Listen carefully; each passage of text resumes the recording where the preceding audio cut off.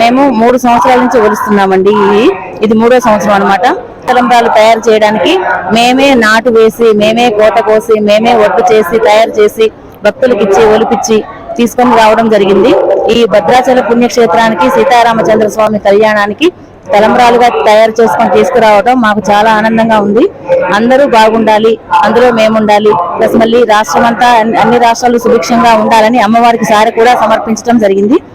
దక్షిణ అయోధ్యగా విరాజిల్లుతున్న భద్రాచల శ్రీ సీతారామచంద్ర స్వామి వారి దేవస్థానానికి ఖమ్మం జిల్లాకు చెందిన మహిళా భక్తులు గోటితో ఒలిసిన తలంబ్రాలను సమర్పించేందుకు ఆలయానికి శోభాయాత్రగా తరలి వచ్చారు. గత 3 సంవత్సరాలుగా ప్రతి శ్రీరామనవమికి ఇలా గోటితో ఒలిసిన తలంబ్రాలను సమర్పించడం సదరు మహిళా భక్తులకు ఆనవాయితీగా వస్తున్న అంశం. ఈ నేపథ్యంలో వారిని లోకలేటిని పలకరించగా పలు విషయాలను వెల్లడించారు. మేము ఖమ్మం నుంచి వచ్చాము. శ్రీ లక్ష్మీ బాలాజీ సేవా సమితి నుంచి మేమందరం వచ్చాము.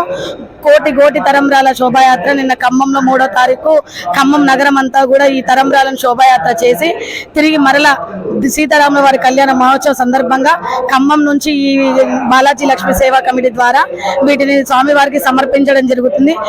350 మంది వచ్చామండి. మా ఖమ్మం డిస్టిక్ నుంచి, అనంతపురం నుంచి, మళ్ళీ ఒక 4 డిస్టిక్ల నుంచి ప్రజలు కూడా మా కమిటీ ద్వారా రావడం జరిగింది. మాకు ఫిబ్రవరి 2వ తారీఖు నుంచి స్టార్ట్ చేసామండి. అంతకు ముందు మా సొంత పంట వేసాము. ఆ పంట నుంచి వడ్లను తీసుకొని ఖమ్మం ప్రజలందరికీ కూడా వడ్లను అప్పగించి తర్వాత వాటిని ఫిబ్రవరి 2వ తారీఖు నుంచి ఇప్పటి వరకు కూడా కలెక్ట్ చేసుకుంటూ వచ్చి నిన్నటి వరకు కూడా కలెక్ట్ చేసుకొని నేను శోభాయాత్ర చేసుకొని ఖమ్మం నగరంలో తిరిగి ఇక్కడికి భద్రాచలం చేరుకున్నామండి.